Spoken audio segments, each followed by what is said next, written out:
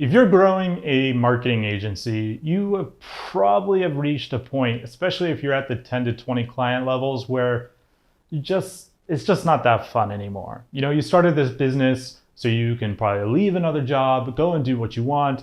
And as the agency grew, you kind of realize, oh, I kind of created a job for myself.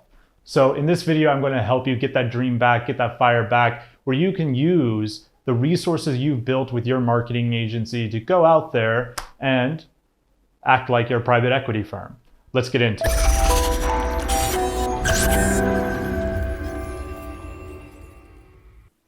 Hey everyone, my name is Gregory Elfring. I am the Director of Marketing at Empire Flippers.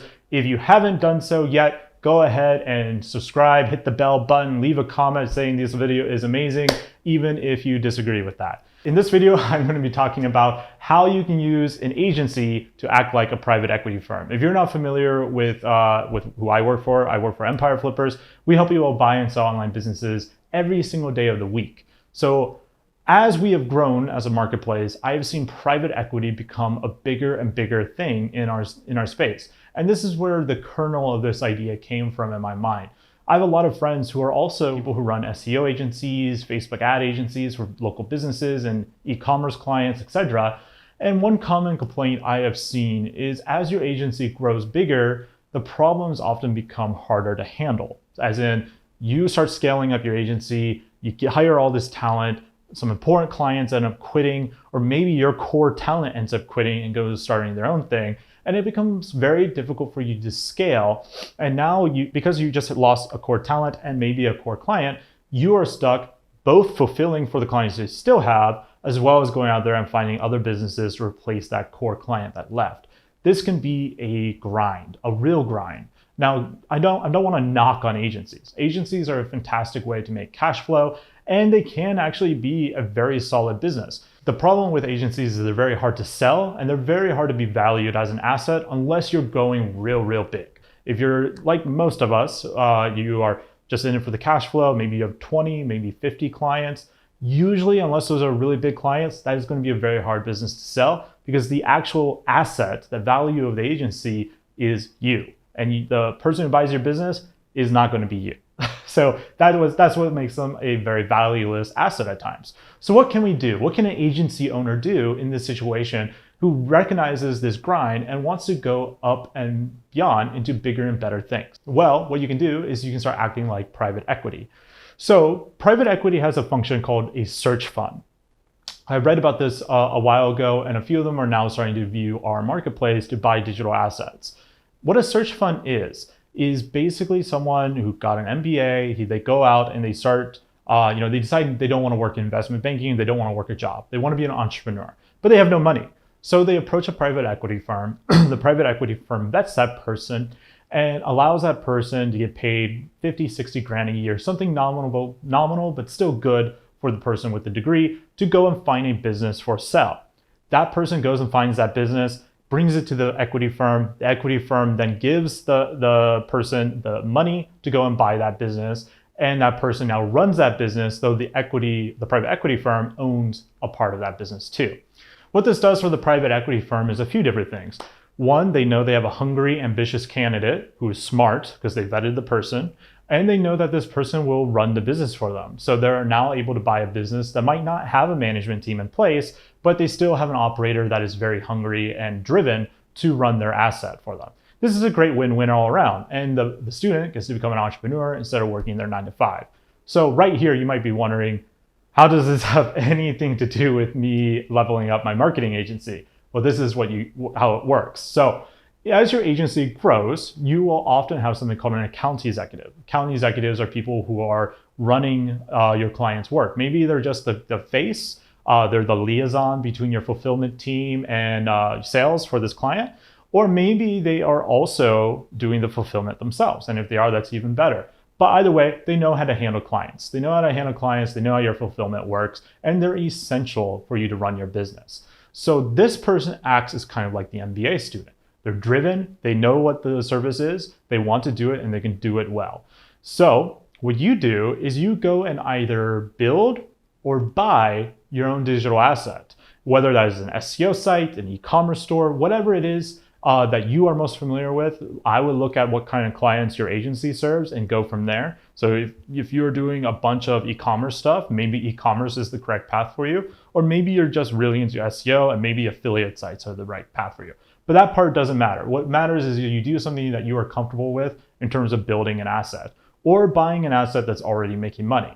The key difference here is most agency owners that try to do this, it's really not a high priority to them. They got clients to serve, clients to get, and they need to feed their team. And so it never takes the right priority. What you need to do instead is look at your digital asset as if it is a client itself. Most agencies, at least the good ones, have an onboarding checklist for their client. Run your asset through that onboarding checklist. Tell your team that this asset is a client of the agency. And in fact, if you want to play a Jedi mind trick on yourself to force you to treat this client with real seriousness, the asset that you bought, say the asset was making $5,000 a month. Your normal client retainer is $3,000 a month. Make the asset pay your agency so your account managers know that they're not just working on some flight of fancy for you, that it actually is impacting their paycheck and helping the business grow. So that might be a little weird. It sounds like robbing Paul to pay Peter, right? But trust me, the mindset shift is going to help you actually make this a priority rather than countless other agency owners that just never do. They have this asset, this great idea. They never work on it because they're too busy getting more clients, even though this asset is the solution to the problems with the grind that agencies can produce.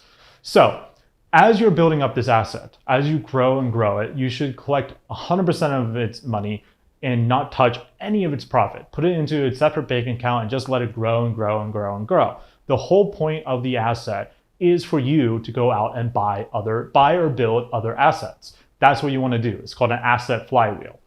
As your asset grows, your account managers, the people that are your core talent, people that if they left, your agency would be in a very weakened position. This is when you start grooming them to become the CEO of that asset or of multiple assets in your portfolio. So maybe you have 10 content sites that are starting to perform in your portfolio. You can give your most ambitious account executive a mission where if he does X, if he grows the business by whatever rate you set, that they become a part owner in that business. Just like the MBA student in the search fund who didn't have to put up any money at all to own the business that they're running, this account executive of yours can become a partner of yours. You're giving them an ability to grow.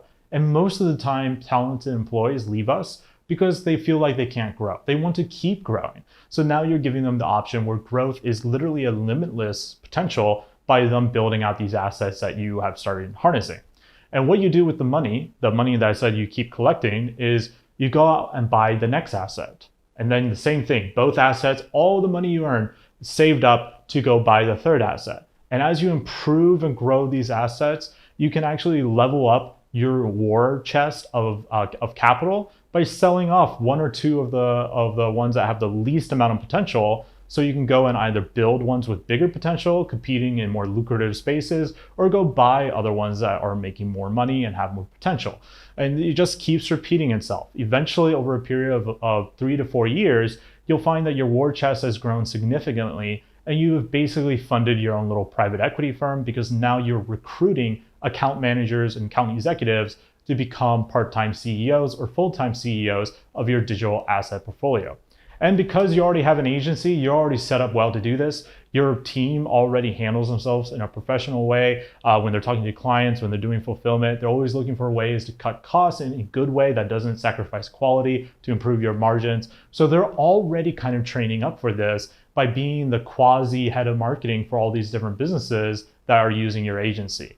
And this is a way for you to grow your agency quicker, make sure it's more stable, and to eventually get rid of that grind I was talking about in the beginning of the video. It's that simple.